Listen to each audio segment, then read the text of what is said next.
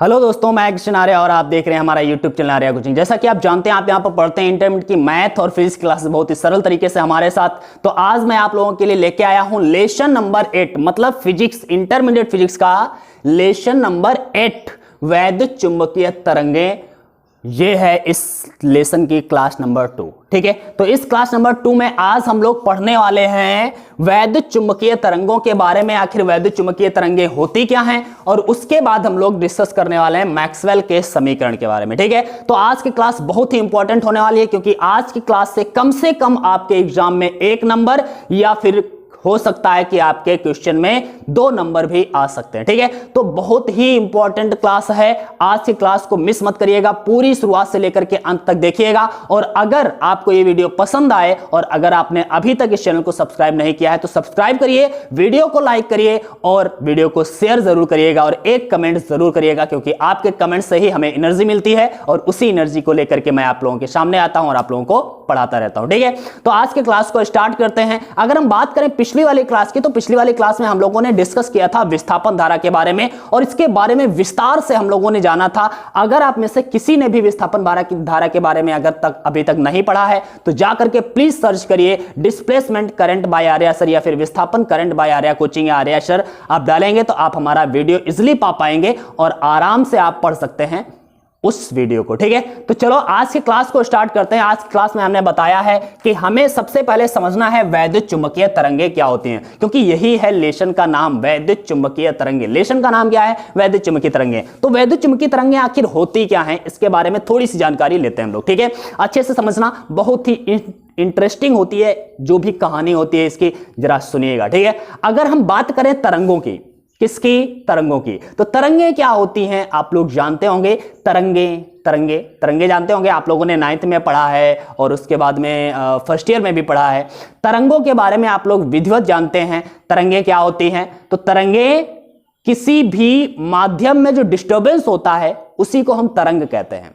अगर हम बात करते हैं, जैसे मान लिया कोई रोप है, रस्सी है, इधर से मैं पकड़ता हूं, उधर से आप पकड़ लीजिए, कोई बात नहीं है, पकड़ लीजिए। ठीक है, तो मैंने इधर से रस्सी पकड़ी, उधर से आपने रस्सी पकड़ी और मैंने क्या किया, इस रस्सी में डिस्टर्बेंस उत्पन्न किया, मतलब इसको हिलाया, ऐसे एक बार हिलाया। तो जब हम ऐसे रस्सी को हिलाते हैं तो रस्सी ऊपर नीचे होकर के आगे बढ़ने लगती है। कहने का मतलब है जो हमने इस रस्सी को एनर्जी दी थी, उस एनर्जी को लेकर के वह रस्सी के कण आगे कंपन करना शुरू कर देते हैं, और जिस रास्ते से वो कंपन करते हैं, जिस वे में वो कंपन करते हुए आगे बढ़ते हैं, उसी को हम क्या बोलते हैं?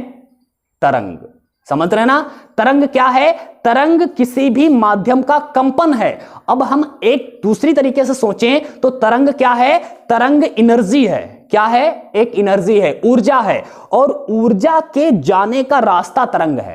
कहने का मतलब है जब हमने रस्सी को हिलाया, सोचिए, फील करिए, क्योंकि फीलिंग बहुत जरूरी है और गर्मी तो है ही। ठीक है, कोई बात नहीं है।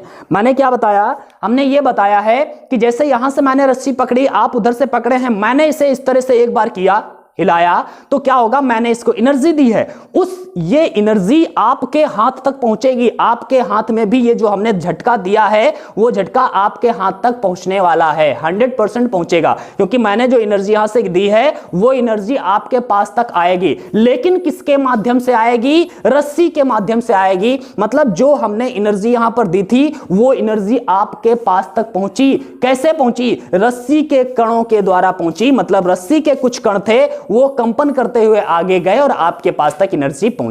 कहने का मतलब है एनर्जी जिस रास्ते से गई है, उस रास्ते को ही, उस पथ को ही हम क्या कहते हैं? उस पथ को ही हम तरंग कहते हैं। कहने का मतलब यह है कि मान लिया कोई यहां से एनर्जी निकलती है, वो एनर्जी अगर इस रास्ते से जाती है कहीं पर, तो ये जो तरंग, ये जो रास्ता इसका है, उस एनर्जी के जाने का जो रास्ता है उसको हम क्या बोलेंगे? तरंग कहेंगे। अगर तरंग इस तरह से जाती है तो ये तरंग हो जाएगी।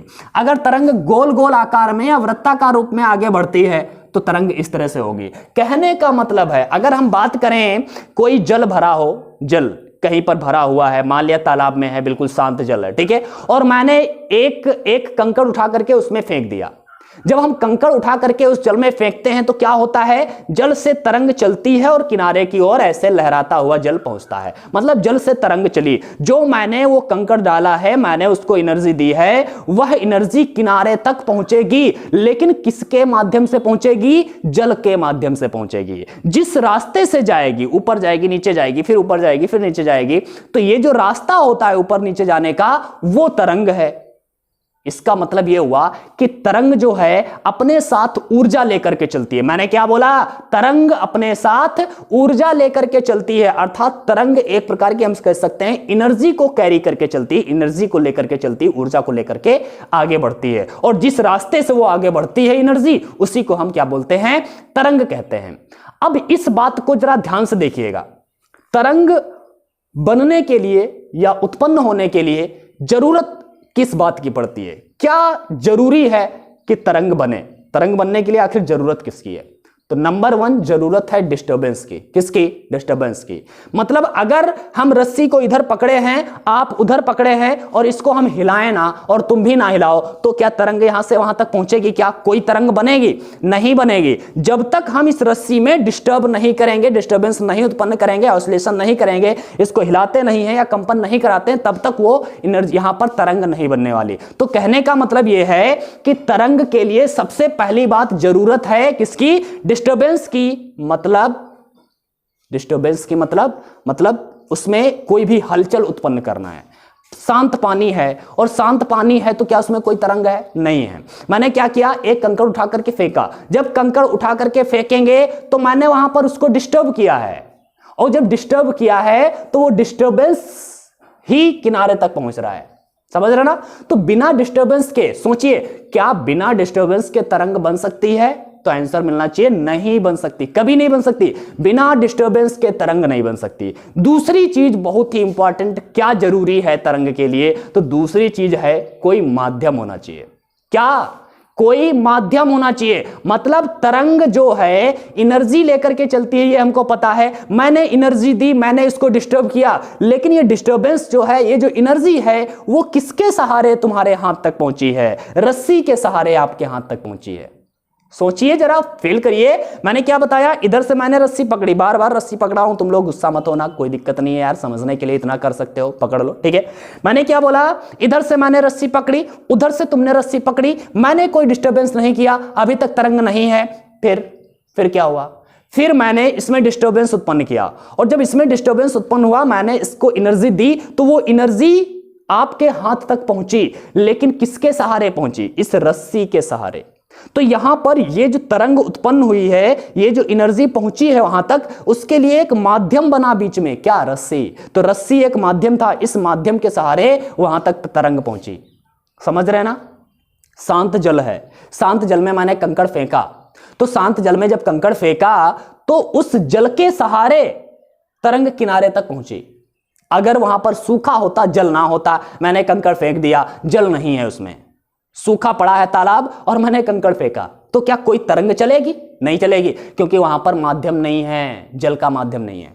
तो मतलब कहने का यह है कि हमें तरंग चलने के लिए जरूरत पड़ती है डिस्टर्बेंस की, और दूसरी चीज माध्यम की। अगर यहां पर हमने कोई रस्सी नहीं पकड़ी है, उधर तुमने नहीं पकड़ी है, मैंने हाथ हिलाया, मान लिया यहां पर बीच में रस्सी नहीं है, मैंने हाथ हिलाया, एनर्जी तो मैंने दी, किसी को भी दी, लेकिन क्या ये एनर्जी हमारी जो यहां पर दी है वो आपके हाथ तक पहुंची? नहीं पहुंची। क्यों? क्योंकि यहां पर रस्सी का माध्यम नहीं है। भाई रस्सी होती तो रस्सी के सहारे वो एनर्जी आपके पास पहुंचती, तरंग आपके पास पहुंची। तो कहने का मतलब है तरंग को चलने के लिए जरूरत है किसकी? किसी माध्यम की। किसी माध्यम की जरूरत होती है तरंग को चलने के लिए, और तरंग बनने के लिए किसकी जरूरत है? तो डिस्टर्बेंस की जरूरत है। समझ रहे ना?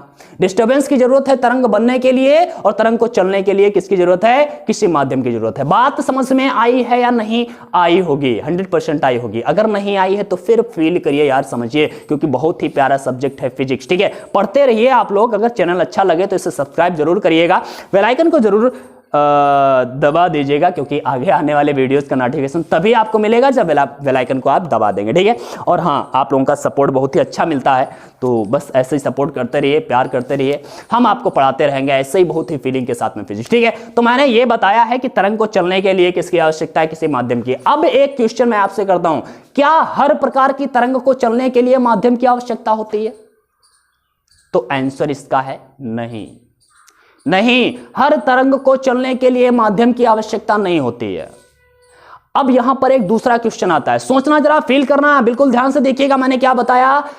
हर तरंग को चलने के लिए माध्यम की आवश्यकता नहीं होती है, लेकिन तरंग को चलने के लिए डिस्टर्बेंस की आवश्यकता होती है।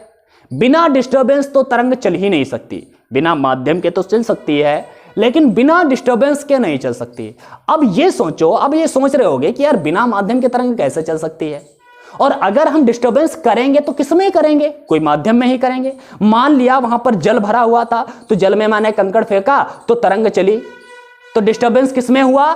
जल में हुआ। मतलब जल एक माध्यम था, उस माध्यम में डिस्टर्बेंस हुआ तो उसके सहारे तरंग पहुंच गई।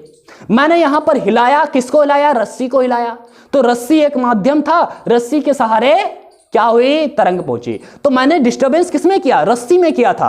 मैंने जब कंकड़ फेंका तो डिस्टर्बेंस किसमें किया? जल में किया। मतलब जल भी एक माध्यम है। मतलब कहने का यह है, अगर आप डिस्टर्बेंस करना चाहते हैं तो डिस्टर्बेंस करने के लिए भी तो किसी माध्यम की आवश्यकता है। किसमें डिस्टर्बेंस करोगे भाई? जहां पर कोई माध्यम ही नहीं है तो डिस्टर्ब तुम किसको करोगे? सोचो, जिसमें जहां पर कोई माध्यम नहीं है वहां पर किसको डिस्टर्ब करोगे? भाई यहां पर मेरा पेन है तो आप पेन को डिस्टर्ब कर सकते हो, रुमाल है, रुमाल को डिस्टर्ब कर सकते हो, हम हैं, हमें डिस्टर्ब कर सकते हो। जहां पर कोई है नहीं वहां पर किसको डिस्टर्ब करोगे? सोचिए भाई, सोचिए, नहीं कर सकते ना। तो कहने का मतलब यह है कि बिना डिस्टर्बेंस के तो चल नहीं सकती। अभी मैंने ये बोला कि बिना डिस्टर्बेंस के तरंग नहीं चल सकती, लेकिन बिना माध्यम के चल सकती है। तो बिना माध्यम के कैसे चल सकती है यार? सोचो जरा, सोचो, बिना माध्यम के तरंग कैसे चल सकती है? जब माध्यम नहीं होगा, डिस्टर्बेंस तो चाहिए, डिस्टर्बेंस चाहिए, माध्यम है नहीं, तो माध्यम है नहीं तो डिस्टर्ब किसको करोगे? किसको करोगे डिस्टर्ब? नहीं कर सकते ना। तो अब फील करना, यहां पर दो बातें बहुत ही अच्छी निकल के आती हैं कि बिना डिस्टर्बेंस के तरंग नहीं चलती है, लेकिन बिना माध्यम के डिस्टर्बेंस हम उत्पन्न कर सकते हैं। हमें डिस्टर्बेंस चाहिए लेकिन माध्यम नहीं होना चाहिए। माध्यम नहीं होगा, डिस्टर्बेंस उत्पन्न हो जाएगा। ये कैसे हो सकता है? बिना माध्यम के डिस्टर्बेंस उत्पन्न हो जाए। किसको डिस्टर्ब कर दोगे तुम? किसको कर दोगे? हवा है तो हवा को डिस्टर्ब कर दोगे भाई, हवा है तो हवा को डिस्टर्ब कर दोगे। पानी है तो पानी को डिस्टर्ब कर दोगे। जहां पर हवा भी ना हो, पानी भी ना हो, दुनिया में कुछ भी ना हो, निर्वात हो, वहां पर आप किसको डिस्टर्ब करोगे? किसको करोगे? वहां पर कुछ है नहीं, हवा भी नहीं है, तब किसको डिस्टर्ब करोगे? ऐसी कंडीशन में हम कैसे डिस्टर्बेंस उत्पन्न कर सकते हैं बिना किसी माध्यम के? हवा भी ना हो तो सोचिए जरा। मैं अगर यहां पर बोल रहा हूं तो भैया मैं बोल रहा हूं तो यहां पर डिस्टर्बेंस बना है। सोचिए, यहां पर डिस्टर्बेंस बना है। ये हमने बोला तो हमारे यहां पर जो वायु के कण हैं वो वायु के कण हिलना डुलना शुरू हो गए होंगे, और ये हिलते डुलते हुए आपके पास तक पहुंचे हैं। किसके माध्यम से? ये हमारे यहां से चल करके वायु की जो ध्वनि की जो तरंगे हैं वो चल करके आपके पास तक पहुंच रही हैं। पहुंच रही हैं। मैंने क्या बोला कि जो मैं बोल रहा हूं, ये बोल रहा हूं तो ये बोलने वाली आवाज जो होती है जिसे हम ध्वनि तरंगे कहते हैं, ये ध्वनि तरंगे आपके कानों तक कैसे पहुंच रही हैं? वायु के माध्यम से। बीच में वायु का एक माध्यम है जिसके सहारे आपके पास तक तरंग पहुंच रही है ध्वनि की। यहां पर अगर ये माध्यम ना होता, अगर आप चंद्रमा पर खड़े हो जाएं जहां पर निर्वात है, किसी भी प्रकार का कोई वायु भी नहीं है, कुछ भी नहीं है, निर्वात है, तो निर्वात है और वहां पर आप बोलें, तो जब आप वहां पर बोलेंगे ना तो क्या होगा? वहां पर होगा एक काम। वो काम यह है कि वहां पर आपको सुनाई नहीं देगा, आप अपनी आवाज नहीं सुन पाएंगे। क्यों? क्योंकि वहां पर निर्वात है। यहां से मुख से निकलने वाली जो ध्वनि तरंगे हैं उनको चलने के लिए किसी माध्यम की आवश्यकता है, तभी तक कान में पहुंचेंगी। यहां से निकल करके यहां तक आना है तो कोई माध्यम चाहिए। यहां पर वायु है तो वायु माध्यम बन जाता है और हमें सुनाई देता है। लेकिन अगर वायु भी यहां पर ना हो तो माध्यम कौन होगा? कोई नहीं होगा। और जब कोई नहीं होगा तो वहां पर तरंग नहीं चल पाएगी। समझ रहे ना? ये फील करिए। अब ये तो बात सही था, अभी तक जो भी ये जो तरंगे हमने देखी, ये इस प्रकार की तरंगे हैं किसी भी मैटर से उत्पन्न हुई हैं, ठीक है, किसी भी धातु से उत्पन्न हुई हैं या किसी भी अन्य चीज से उत्पन्न हुई हैं। ये तरंगे नॉर्मल तरंगे हैं। अब हम एक ऐसी तरंगों के बारे में बात करते हैं जो बिना किसी माध्यम के चलेंगी, बिना किसी माध्यम के चलेंगी। ऐसा कैसे हो सकता है कि बिना किसी माध्यम के तरंग चल जाए, बिना किसी माध्यम के उसमें डिस्टर्बेंस हो जाए, कैसे हो सकता है? तो फील करना जरा। मैं आपको एक कहानी सुनाता हूं। जानते हैं आप, क्या जानते हैं?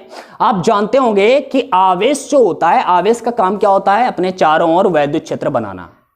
कोई आवेश है, उसने अपने चारों ओर वैद्युत क्षेत्र बनाया।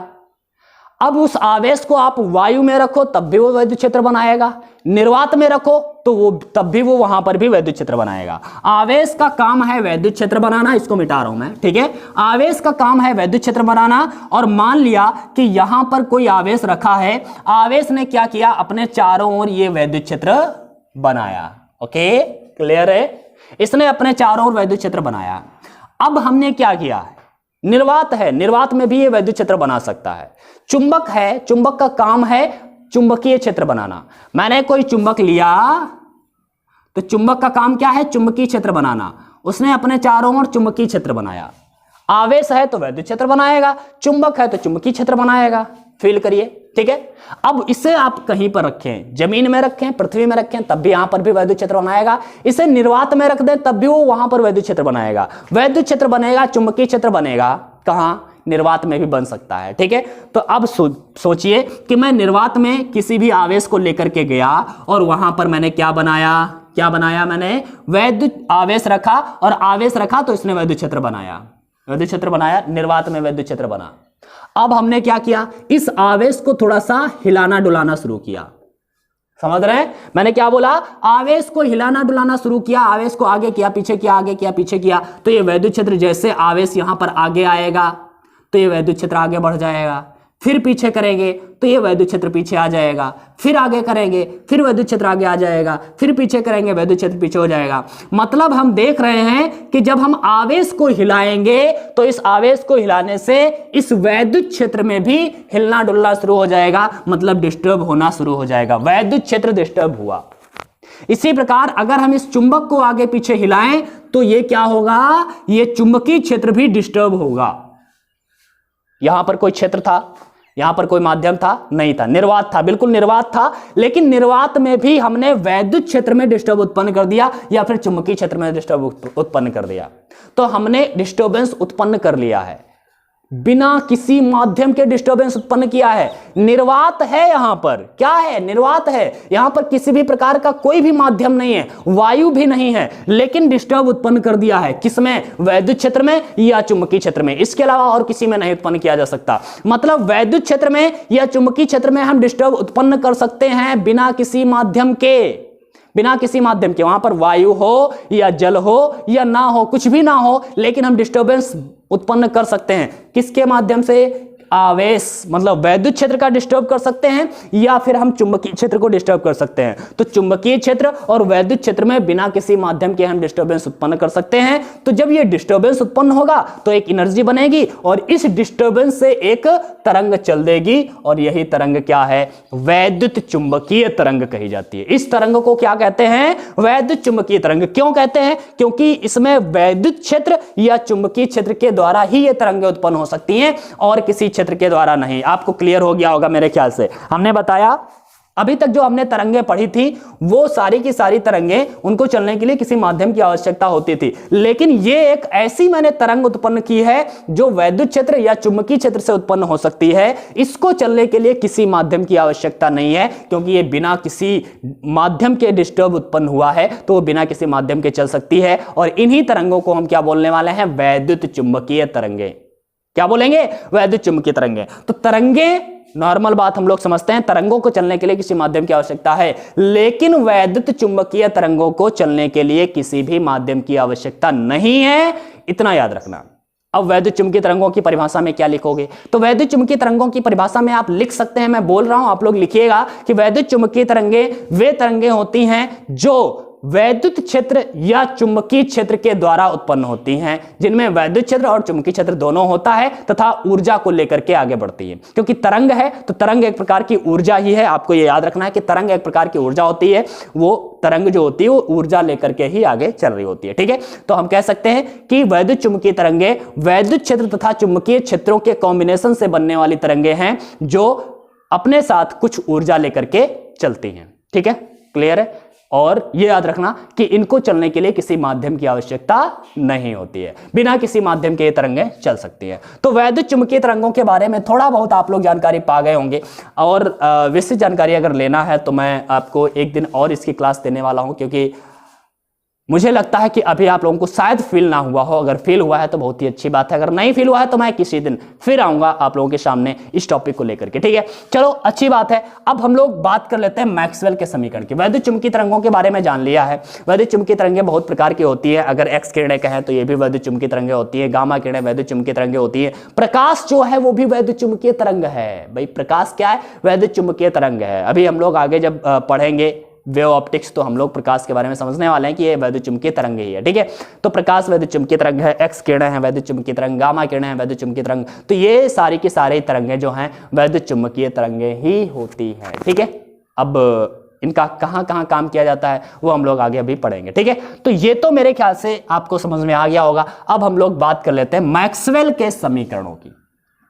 भाई मैक्सवेल के समीकरणों में क्या बताया गया, खासियत क्या है? मैक्सवेल ने पिछले वाले दिन मैंने जब आप लोगों को पढ़ाया था विस्थापन धारा के बारे में, तो मैंने बताया था कि मैक्सवेल ने एक एक्सपेरिमेंट किया था और उस एक्सपेरिमेंट से विस्थापन धारा की उन्होंने परिभाषा दी थी। विस्थापन धारा के बारे में उन्होंने विस्तार से बताया था। ठीक है, इसके बाद में मैक्सवेल ने क्या किया? मैक्सवेल ने 4 समीकरण चूज किए। मैक्सवेल ने अपने आप अपने मन से कोई समीकरण नहीं दिया भाई। मैक्सवेल ने कहा, उन्होंने 4 समीकरण सिलेक्ट किए, दूसरों के समीकरण को उन्होंने सिलेक्ट किया और उन चारों समीकरणों से उन्होंने वैद्युतिकी और चुंबकीय क्षेत्र को विस्तार से, मतलब वैद्युत क्षेत्र और चुंबकीय क्षेत्र को पूरी तरह से डिफाइन कर दिया, परिभाषित कर दिया। कहने का मतलब क्या है? मैक्सवेल ने अपना कोई समीकरण नहीं दिया। मैक्सवेल ने दूसरों के समीकरणों को सिलेक्ट किया, उसमें से 4 समीकरण उन्होंने सिलेक्ट किए हैं और उन चारों समीकरणों के बारे में उन्होंने उन चारों समीकरणों से यह बात प्रूव की कि वैद्युत क्षेत्र और चुंबकीय क्षेत्र का पूरा अध्ययन अगर करना है तो ये 4 समीकरण बहुत ही इंपॉर्टेंट हैं। वो 4 समीकरण उन्होंने कौन कौन सी सिलेक्ट की है? तो पहली जो समीकरण उन्होंने सिलेक्ट की है वो है स्थिर वैद्युतिकी की गॉस प्रमेय। स्थिर वैद्युतिकीय यार की गॉस प्रमेय। आप लोग जानते होंगे गॉस प्रमेय के बारे में। लेसन नंबर 1 में हम लोगों ने पढ़ा था स्थिर वैद्युतिकी की गॉस प्रमेय। गॉस प्रमेय में हम लोगों ने ये पढ़ा था, क्या पढ़ा था भाई? हम लोगों ने फाई ई बराबर Q/ε0 ये पढ़ा था ना। गॉस प्रमेय में क्या पढ़ा था? Phi E is equal to Q/ε0। अगर फाई ई की बात ध्यान दें तो फाई ई क्या है? तो फाई ई होता है हमारा वैद्युत फ्लक्स, और वैद्युत फ्लक्स को हम क्या लिखते थे? Integral vector E dot vector D बराबर में Q/ε0। तो मैक्सवेल ने इस समीकरण को अपना पहला समीकरण कहा। Integral vector E into vector D ए बराबर में Q/ε0। ये जो समीकरण है ये गॉस प्रमेय का समीकरण है और मैक्सवेल का ये प्रथम समीकरण कहा जाता है। इसके आधार पर उन्होंने एक व्याख्या की। उन्होंने कहा कि इस समीकरण से हम ये पता कर सकते हैं कि कहीं पर आवेश है, अगर Q है तो वहां पर वैद्युत क्षेत्र है, E है। कहीं पर आवेश है तो E है, अगर E है तो Q है। समझिए, इससे उन्होंने क्या निष्कर्ष निकाला? उन्होंने निष्कर्ष ये निकाला कि यदि किसी स्थान पर आवेश Q है तो वहां पर वैद्युत क्षेत्र भी होगा, और अगर कहीं पर वैद्युत क्षेत्र है तो वहां पर आवेश भी होगा। अब ये जरूरी नहीं है कि जहां पर वैद्युत क्षेत्र है वहीं पर आवेश हो। मान लिया यहां पर हमने देखा यहां पर वैद्युत क्षेत्र है, तो यहां पर अगर वैद्युत क्षेत्र है तो आवेश यहां पर हो सकता है दूर हो। यहां पर वैद्युत क्षेत्र है तो आवेश यहां पर थोड़ी है, आवेश थोड़ी दूर पर होगा, लेकिन होगा जरूर। समझ रहे ना? अगर वैद्युत क्षेत्र है तो आवेश है, अगर आवेश है तो वैद्युत क्षेत्र है, यही इसका निष्कर्ष है। तो उन्होंने ये बताया अपने पहले समीकरण, इस समीकरण को सेलेक्ट किया, उन्होंने अपने समीकरण का नाम दिया स्थिर वैद्युतिकी की गॉस प्रमेय। ये पहला समीकरण है, मैक्सवेल ने जो सेलेक्ट किया था, और इसके आधार पर उन्होंने निष्कर्ष क्या निकाला कि यह सिद्ध करता है या सिद्ध होता है, क्या इससे सिद्ध होता है कि यदि किसी स्थान पर आवेश है, आवेश मतलब Q है, तो वहां वैद्युत क्षेत्र E भी होगा, और यदि E है मतलब वैद्युत क्षेत्र है, तो वहां पर क्या होगा, Q भी होगा। मतलब अगर कहीं पर आपको वैद्युत क्षेत्र पता चलता है कि यहां पर वैद्युत क्षेत्र का अनुभव हो रहा है, तो समझ लेना आसपास कहीं पर आवेश भी है। अगर कहीं पर आवेश है तो समझ लेना वहां पर आसपास वैद्युत क्षेत्र है। यह समीकरण इसी बात को सिद्ध करता है। ठीक है, इसके बाद में बात क्या आती है, तो इसके बाद में उन्होंने दूसरा एक समीकरण सेलेक्ट किया, और वो दूसरा समीकरण क्या था, ध्यान से देखिएगा। दूसरा समीकरण क्या था, तो दूसरा समीकरण था चुंबकीय क्षेत्र में चुंबकत्व का गॉस नियम। गॉस नियम यहां पर भी है,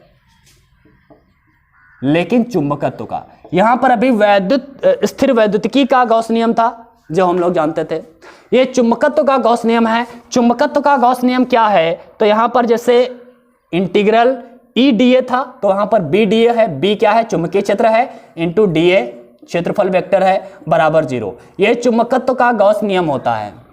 भाई चुंबकत्व का गॉस नियम क्या है, integral vector B dot vector D A, यह होता है चुंबकत्व का गॉस नियम बराबर में 0। इससे बात क्या सिद्ध होती है, क्या बात प्रूव होती है, आप लोग समझिए। इससे एक बात प्रूव होती है कि चुंबकीय क्षेत्र का जो कुल समाकलन होता है, या फिर चुंबकीय क्षेत्र का जो पृष्ठीय समाकलन होता है, वो शून्य होता है। शून्य क्यों होता है, इससे यह बात प्रूव होती है कि अगर कोई पृष्ठ है, इससे जितनी बल रेखाएं निकल रही होंगी उतनी इंटर भी कर रही होंगी, जितनी बाहर जा रही हैं उतनी अंदर जा रही हैं। तो इससे होगा क्या कि वहां पर कुल 0 हो जाएगा। बाहर जा रही हैं 3, अंदर आ रही हैं 3, क्या हो गया 0। तो कुल क्या होता है 0। कुल 0 वैद्युत फ्लक्स, चुंबकीय फ्लक्स का मान 0 होने का मतलब यह है कि यहां पर जितनी बल रेखाएं भीतर गई हैं उतनी ही बाहर आ रही हैं, और ऐसा तब हो सकता है जब चुंबकीय बल रेखाएं पूरी वक्र बनाती हुई वापस आती होंगी। तो इस वाले समीकरण से यह प्रूफ होता है कि जो चुंबकीय बल रेखाएं हैं, चुंबकीय क्षेत्र रेखाएं हैं, ये एक बंद वक्र बनाती हैं, इसीलिए इनका जो कुल फ्लक्स होता है या कुल चुंबकीय क्षेत्र का पृष्ठीय समाकलन होता है वो शून्य रहता है, क्योंकि जितनी बाहर निकलेंगी उतनी ही भीतर आ जाएंगी वापस होकर के, जितनी निकल रही हैं उतनी भीतर आ रही हैं, अर्थात वो वक्र बना रही हैं।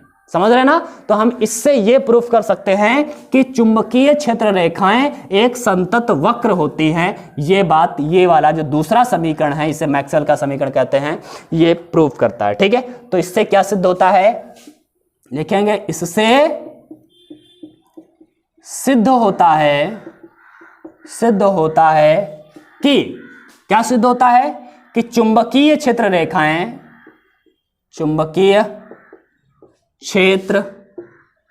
रेखाएं संतत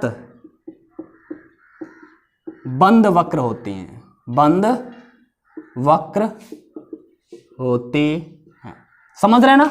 मतलब जो चुंबकीय क्षेत्र रेखाएं हैं वो एक बंद वक्र बनाती हैं, कहीं पर टूटती नहीं है। यहां से निकली है तो घूम करके भीतर आएगी, क्योंकि इनका फ्लक्स टोटल जो चुंबकीय क्षेत्र का पृष्ठीय समाकलन होता है वो 0 होता है। 0 होने का मतलब है जितना निकला है उतना वापस आना चाहिए, तो वापस कहां से आएगा, जो निकला है वही घूम करके वापस आ रहा है, अर्थात एक बंद वक्र बना रही है। ठीक है, तो चुंबकीय क्षेत्र रेखाएं क्या हैं, बंद वक्र होती हैं, नंबर 2। और ये जो समीकरण है चुंबकत्व का गॉस नियम, ये मैक्सवेल का द्वितीय समीकरण है, और स्थिर वैद्युतिकी का जो गॉस नियम है वो जो है मैक्सवेल का प्रथम समीकरण कहा जाता है। ठीक है, नंबर 3 उन्होंने एक समीकरण और सेलेक्ट किया।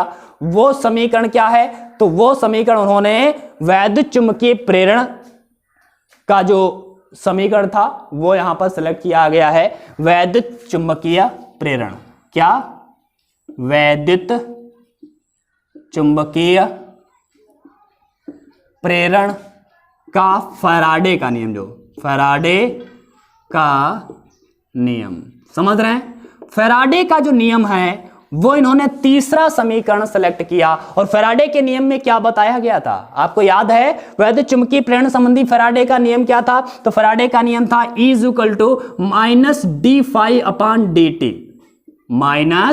-d∅/dt, -d∅/dt। यहां पर बच्चा इन्होंने इस समीकरण को ऐसे ही डायरेक्ट नहीं रखा है, इस समीकरण को परिवर्तित किया है। और परिवर्तित कैसे किया है? तो इन्होंने बताया, क्या बताया कि वैद्युत क्षेत्र E को तो आप लोग जानते ही होंगे, वैद्युत क्षेत्र E को जानते होंगे। तो वैद्युत क्षेत्र E बराबर जो होता है, E बराबर होता है V/L। आप लोगों ने पढ़ा होगा E बराबर क्या होता है? V/L होता है। अब यहां पर V क्या है? अगर V जो परिवर्तित हो तो जिसे हम dV कह सकते हैं, और अगर लेंथ भी परिवर्तित हो रही हो तो इसे हम dl कह सकते हैं। ठीक है, सो dV/dl, E = dV/dl हम कह सकते हैं इसे। ठीक है, अब यहां पर जरा एक काम करिएगा, dl का E के साथ मल्टीप्लाई कराइए तो dV बराबर में E × dl हो जाएगा।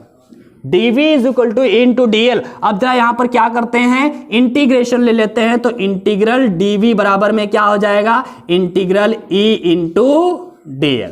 क्लियर है? Integral dV = E × dl। अब बताइएगा इंटीग्रल dV का समाकलन क्या हो जाएगा भाई? बताइएगा। हमने कई बार बताया है कि इंटीग्रल dx का जो समाकलन होता है वो x हो जाता है, इंटीग्रल dV का समाकलन v हो जाएगा। तो यहां पर इंटीग्रल dV है तो इसका समाकलन v हो जाएगा। ये v क्या होता है? वोल्टेज होता है बच्चा, वोल्टेज। ठीक है, तो v = क्या हो जाएगा? Integral E × dl। ये हम देख रहे हैं। और ये जो वोल्टेज है, वोल्ट है या फिर विभवांतर जो है, विभवांतर को ही हम वैद्युत वाहक बल कहते हैं। ये मैंने आपको कई बार बताया है, आज फिर मैं बता रहा हूं। मैंने क्या बताया? विभवांतर को ही वैद्युत वाहक बल कहते हैं, या फिर वैद्युत वाहक बल को ही हम विभवांतर कहते हैं। अर्थात V को हम वैद्युत वाहक बल E भी कह सकते हैं। यहां पर E जो है क्या है? वैद्युत वाहक बल था। तो वैद्युत वाहक बल E को हमने लिख दिया E = इंटीग्रल E × dl। समझ रहे हैं ना? तो कहने का मतलब है हम E की जगह पर इंटीग्रल E × dl लिख सकते हैं यहां पर। तो इन्होंने ये इक्वेशन इस तरह से लिखा, vector E × dl, integral E × dl बराबर में माइनस का d∅E/dt है। तो d∅ B होता है यहां पर चुंबकीय क्षेत्र, और चुंबकीय क्षेत्र का फार्मूला जो चुंबकीय फ्लक्स होता है ∅B, और चुंबकीय फ्लक्स का फार्मूला आप सबको पता होगा। ∅B = होता है vector B dot vector A, यही होता है ना? तो यहां पर vector B dot vector A लिख दो, ∅B की जगह पर vector B dot vector A। तो इसे हम इस तरह से लिख सकते हैं, integral E × dl = minus dB/dt और इंटू में वेक्टर A। ये जो इक्वेशन है आपको दिख रहा है, ये इक्वेशन मैक्सवेल का तृतीय समीकरण कहा जाता है, जो है वैद्युत चुंबकीय प्रेरण का फैराडे का नियम। वैद्युत चुंबकीय प्रेरण का जो फैराडे का नियम है, इसी को हमने क्या बोला है? मैक्सवेल का तृतीय समीकरण कहा है। और ये जो समीकरण है व्याख्या किसकी करता है? तो इस समीकरण से एक बात हमें पता चलती है कि dB/dt का मतलब है चुंबकीय क्षेत्र में परिवर्तन। B का मतलब क्या है? चुंबकीय क्षेत्र। dB/dt का मतलब है चुंबकीय क्षेत्र में परिवर्तन। अगर चुंबकीय क्षेत्र में परिवर्तन होता है तो वहां पर वैद्युत क्षेत्र बनेगा। यह समीकरण प्रूफ कर रहा है। ये क्या कर रहा है कि dB/dt यहां पर बताया और बराबर में इधर है E, अर्थात चुंबकीय क्षेत्र में परिवर्तन होगा तो वैद्युत क्षेत्र बनेगा। चुंबकीय क्षेत्र में परिवर्तन के कारण क्या बन जाएगा? वैद्युत क्षेत्र बन जाएगा। तो इस समीकरण से क्या प्रूफ होता है? मैं यहां पर लिख देता हूं कि परिवर्तित चुंबकीय क्षेत्र या परिवर्ती चुंबकीय क्षेत्र, परिवर्ती चुंबकीय क्षेत्र, परिवर्ती चुंबकीय क्षेत्र वैद्युत क्षेत्र उत्पन्न करता है। क्या उत्पन्न करता है? वैद्युत क्षेत्र उत्पन्न करता है। समझ रहे हैं ना? मतलब कहने का यह है, अगर परिवर्ती चुंबकीय क्षेत्र है, मतलब चुंबकीय क्षेत्र कंटिन्यूअसली परिवर्तित हो रहा है, बढ़ रहा हो या घट रहा हो, उससे नहीं लेना देना है, घट रहा है या फिर बढ़ रहा है, कंटिन्यूअसली परिवर्तित हो रहा है, तो वह क्या बनाएगा, वह वैद्युत क्षेत्र भी बनाएगा। तो परिवर्ती चुंबकीय क्षेत्र है तो वहां पर वैद्युत क्षेत्र बनता है। ये तीसरा समीकरण जो मैक्सवेल का है वो प्रूव कर रहा है। तो पहला समीकरण ये था, दूसरा समीकरण ये है और तीसरा समीकरण हमारा मैक्सवेल का ये है। अब एक और समीकरण बचा है, इसके बारे में भी हम लोग डिस्कस करते हैं, ठीक है। तो देखते हैं अगले समीकरण के बारे में, इसको थोड़ा सा साफ कर देते हैं, यहीं पर हम लोग बता देते हैं आपको, ध्यान से देखिएगा। फर्स्ट इक्वेशन ये है हमारा, इसको हम थोड़ा साफ कर देते हैं, ठीक है। ध्यान से देखिएगा, तीसरा समीकरण है मैक्सवेल एम्पियर समीकरण। आप लोगों ने अभी पढ़ा है पिछले वाली क्लास में मैक्सवेल एम्पियर समीकरण को। मैक्सवेल एम्पियर समीकरण, मैक्सवेल एम्पियर समीकरण क्या था आप लोग याद करें अगर, तो एम्पियर का जो समीकरण था जिसे हम लोग बोलते थे integral vector B dot vector DL is equal to हुआ करता था म्यू नॉट इंटू आई। ये क्या था, एम्पियर का समीकरण था। लेकिन मैक्सवेल ने इसमें सुधार किया था और सुधार करके क्या कहा था, I C plus mu naught I D. याद आया ना कुछ, बिल्कुल। तो ये जो समीकरण है ये क्या है, मैक्सवेल एम्पियर समीकरण है, ठीक है। इससे उन्होंने एक बात कही, यहां पर जरा वैल्यू रख दीजिए, integral vector B into vector DL, ठीक है, बराबर में mu naught into I C plus mu naught into I D. I D का जो वैल्यू था आप लोग बताएंगे, पिछली वाली क्लास में हम लोगों ने पढ़ा था, आई डी का जो फॉर्मूला निकला था वो क्या था, epsilon naught into D phi E upon D T. शायद आप लोगों को याद होगा, I D is equal to क्या होता है, epsilon naught into D phi E upon D T. अच्छा, यहां पर फाई ई क्या था, तो फाई ई होता था हमारा वैद्युत फ्लक्स, और वैद्युत फ्लक्स का फॉर्मूला आप लोगों को पता होगा, फाई ई बराबर होता है vector E into vector A. तो यहां पर अगर वैद्युत फ्लक्स का फॉर्मूला रख दें तो क्या बन जाएगा ये equation, integral B into D L is equal to mu naught I C plus mu naught epsilon naught into D phi E की जगह पर vector D phi E into A रख दें और अपान में डी टी लिख दें। तो इससे एक चीज आपको पता चलेगी, ये जो समीकरण है यही हमारा चौथा समीकरण कहा जाता है, एम्पियर मैक्सवेल समीकरण जो है यही है मैक्सवेल का चौथा समीकरण। इससे क्या पता चलता है समझिएगा, मैंने क्या बताया है, ये मैक्सवेल एम्पियर समीकरण था mu naught in C plus mu naught into I D, ठीक है। यहां पर आई डी का वैल्यू रख दिया है केवल epsilon naught into D phi upon D T, और फाई ई का वैल्यू होता है इंटू डी ए, तो ई इंटू डी रख दिया है, तो E D A upon D phi T, और ये हो गया है इंटू में ए, ठीक है। तो इस समीकरण से ये पता चल रहा है कि D E upon D T, D E upon D T का मतलब क्या है, परिवर्ती वैद्युत क्षेत्र। यहां पर मैंने जैसे डीबी अपॉन डीटी था तो परिवर्ती चुंबकीय क्षेत्र बोला था, यहां पर डीई अपॉन डीटी है तो परिवर्ती वैद्युत क्षेत्र। परिवर्ती वैद्युत क्षेत्र क्या बनाता है, चुंबकीय क्षेत्र बनाता है, बी बनाता है। अभी मैंने क्या कहा था, परिवर्ती चुंबकीय क्षेत्र वैद्युत क्षेत्र बनाता है। अब यहां पर क्या कहा जा रहा है, परिवर्ती वैद्युत क्षेत्र चुंबकीय क्षेत्र बनाता है, जस्ट अपोजिट, समझ रहे ना। अगर परिवर्ती चुंबकीय क्षेत्र वैद्युत क्षेत्र बनाएगा तो परिवर्ती वैद्युत क्षेत्र भी चुंबकीय क्षेत्र बनाएगा। यह भी 100% प्रूव कर दिया किसने, मैक्सवेल ने, इस समीकरण को इस तरह से लिख करके समझा करके। बात क्लियर हुई ना। मैंने क्या बताया, पहला जो समीकरण था, पहला समीकरण integral E into D A बराबर में क्यू अपान एप्सिलॉन नॉट था। इससे क्या प्रूव हुआ, तो इससे प्रूव होता है कि अगर कहीं पर आवेश है तो वहां पर चुंबकीय वैद्युत क्षेत्र भी होगा, अगर वैद्युत क्षेत्र है तो वहां पर आवेश भी होगा। पहली बात प्रूव होती है। दूसरा समीकरण था चुंबकत्व का गॉस नियम, जिससे हमें पता चला कि यदि vector B into vector D A का जो समाकलन है वो क्या है, 0 है। इससे सिद्ध होता है कि जितनी बल रेखाएं आएंगी उतनी ही जाएंगी, अर्थात जो चुंबकीय क्षेत्र रेखाएं हैं वो बंद वक्र होती हैं, निकलती हैं फिर आती हैं, निकलती हैं फिर आती हैं, ठीक है। तो ये बात है। नंबर नंबर तीन यहां पर तीसरा समीकरण क्या था, वैद्युत चुंबकीय प्रेरण का फैराडे का नियम E is equal to minus d∅b/dt होता था। तो E को हमने बदला, E is equal to dv/dl होता है, dv बराबर इंटू dl हो जाएगा, इंटीग्रल ले लेंगे, dv का जो इंटीग्रल होगा v बराबर इंटू dl हो जाएगा। और v को ही हम E कहते हैं, मतलब चुंबकीय क्षेत्र, ये जो E है वैद्युत वाहक बल और विभवांतर एक ही बात होती है, तो हमने विभवांतर को वैद्युत वाहक बल लिख दिया, E बराबर इंटीग्रल इंटू dl हो जाएगा। तो यहां पर हमने लिख दिया है इंटीग्रल इंटू dl, E की जगह पर माइनस में d∅b/dt इतना कर दिया है। अब यहां पर 5b को हमने b इंटू a लिख दिया, क्योंकि फार्मूला होता है, ठीक है, हमने अभी बताया था, तो रख दिया है। तो ये समीकरण मिला है और ये तीसरा समीकरण है, मैक्सवेल का तीसरा समीकरण, ठीक है। अब इस समीकरण से हमें प्रूव क्या होता है, तो इस समीकरण से प्रूव होता है कि परिवर्ती चुंबकीय क्षेत्र वैद्युत क्षेत्र बनाता है, परिवर्ती चुंबकीय क्षेत्र वैद्युत क्षेत्र बनाता है। इसी प्रकार चौथा जो समीकरण था इनका, मैक्सवेल एम्पियर समीकरण, इसमें बताया गया, इसको जब हमने सॉल्व किया तो हमें पता चला परिवर्ती वैद्युत क्षेत्र चुंबकीय क्षेत्र बनाता है, ठीक है। तो यह समीकरण सिद्ध करता है कि परिवर्ती वैद्युत क्षेत्र चुंबकीय क्षेत्र बनाता है। मेरे ख्याल से आपको समझ में आया होगा, अगर समझ में आया तो स्क्रीनशॉट ले लीजिए अगर लेना चाहते हैं, और अगर लिख रहे हैं, नोट्स बना रहे हैं, तो बहुत ही अच्छी बात है। बच्चा अपने आप लिखना बहुत ही जरूरी होता है। अपने आप जब लिखते हैं तो आपको थोड़ा लर्न हो जाता है और ज्यादा अच्छा बेहतर समझ में आता है, ठीक है। तो मेरे ख्याल से अपने आप आपको जरूर लिखना चाहिए, ठीक है, अपने आप नोट्स तैयार करने चाहिए, बहुत ही अच्छी बात है। तो आज की क्लास में हम लोग बस इतना ही रखने वाले हैं, लेकिन मैं कहना चाहूंगा कि अगर अभी तक इस चैनल को सब्सक्राइब नहीं किया है तो सब्सक्राइब कर लीजिए, बेल आइकन को जरूर प्रेस करिएगा, और अगर ये वीडियो पसंद आया है तो इसे लाइक करिएगा और अपने दोस्तों के साथ जरूर शेयर करिएगा, ठीक है। तो आज क्लास में बस इतना ही, फिर मिलते हैं अगले नई क्लास में, तब तक के लिए गुड बाय।